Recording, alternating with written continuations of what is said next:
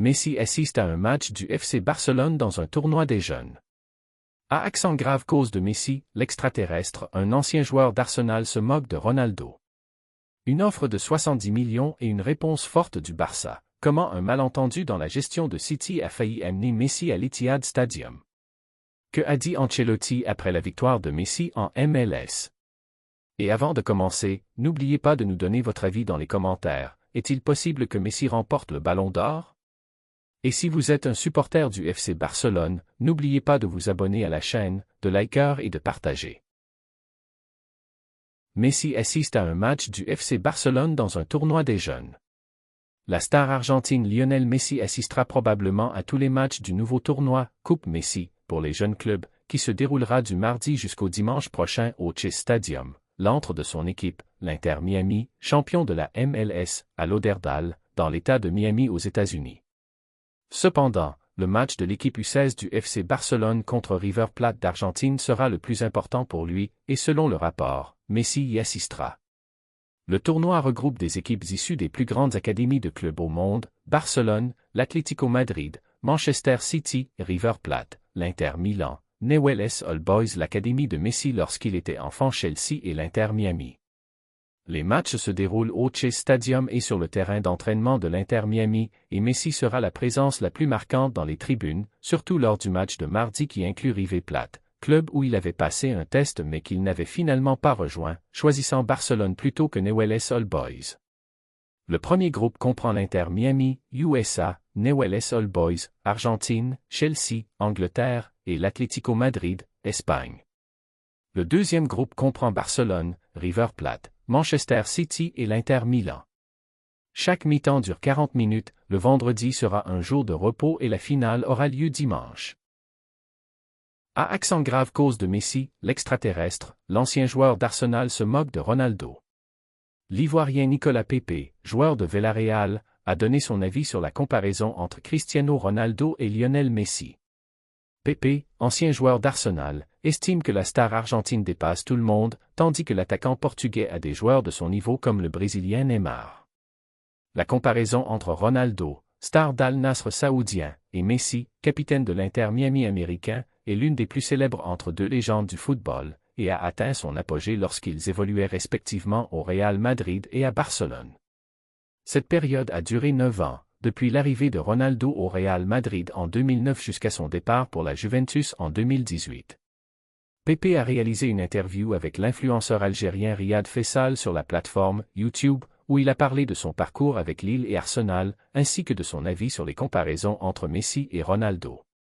Pepe a déclaré, « En tant que footballeur, je vois que Messi gifle tout le monde, c'est un être vide, extraterrestre, et nous ne verrons jamais un joueur comme lui. » Il a expliqué, « Tu vois Neymar d'abord?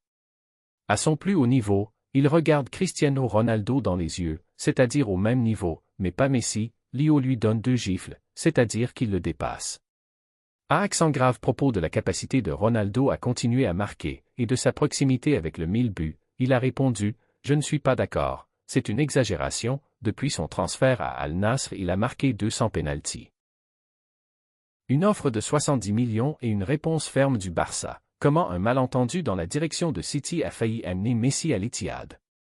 Il y a 15 ans, Manchester City admirait énormément le FC Barcelone, qui balayait tous ses concurrents, au point de chercher à reproduire la même structure organisationnelle. Le club a commencé par nommer le directeur exécutif Ferran Soriano et le directeur sportif Xique Begiristain, avant de réussir finalement à recruter Pep Guardiola pour entraîner l'équipe. Il ne manquait plus que Lionel Messi, bien qu'il ait failli signer avec le vainqueur de 8 ballons d'or au début du projet dirigé par Abu Dhabi, et cela par erreur. Depuis l'arrivée de Guardiola à Manchester City en 2016, des spéculations ont circulé selon lesquelles l'entraîneur voulait arracher Messi au Barça et l'amener à l'Etihad. Tout au long de sa première saison avec City, le coach a dû démentir les rapports affirmant qu'il avait tenté de recruter Messi, ainsi que Neymar et Sergio Busquets. Le moment où Messi a été le plus proche de retrouver Guardiola à Manchester City a été durant l'été 2020, lorsqu'il a informé le Barça par un burofax qu'il souhaitait partir, et qu'il a tenu une réunion avec son ancien coach chez lui, avant de décider finalement de rester en Catalogne. Messi a ensuite été proposé à Manchester City en 2021, lorsqu'il a été contraint de quitter Barcelone en raison des problèmes financiers du club, bien que le Paris Saint-Germain ait montré un intérêt plus fort pour le recruter. Mais lors d'aucune de ces occasions, Manchester City n'a fait une véritable offre pour signer l'Argentin. Manchester City n'a contacté le FC Barcelone au sujet d'un transfert de Messi qu'une seule fois, en 2008, quelques jours après le rachat du club par le groupe Abu Dhabi United et avant que l'Argentin ne remporte son premier ballon d'or. Mais l'offre a provoqué une grande confusion à Barcelone comme à Manchester City. Car elle a été faite par erreur, résultant d'un malentendu au milieu de l'euphorie qui régnait à City après que le club soit devenu milliardaire du jour au lendemain.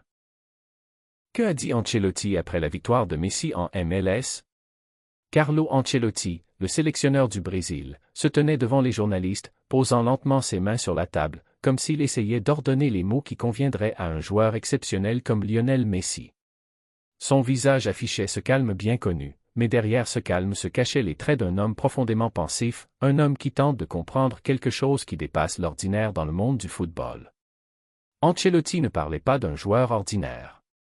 Il parlait d'un joueur qui continue d'attirer les projecteurs malgré un âge où la majorité des joueurs ne parviennent même pas à conserver la moitié de leur niveau, et d'une personne qui continue d'écrire l'histoire d'une manière qui déroute les analystes du jeu partout dans le monde. Il a commencé son discours d'une voix calme mais pleine de profondeur. Je pense que ce que Messi réalise à cet âge oblige tout le monde à reconsidérer les limites de la capacité humaine dans le football. Nous parlons d'un joueur qui continue d'offrir un rendement supérieur à celui de joueurs plus jeunes de 10 ans ou plus, un joueur qui innove encore, crée encore, et dirige encore. Puis il s'est arrêté un instant, comme s'il revivait certaines scènes. Lorsque vous entendez qu'il a réalisé 74 contributions offensives en une seule année, vous devez vous arrêter un instant. Ce chiffre n'est pas une simple accumulation de moments passagers, c'est une performance qui montre quelque chose de bien plus grand, que ce joueur est toujours au sommet et qu'il possède encore une capacité incroyable d'influence.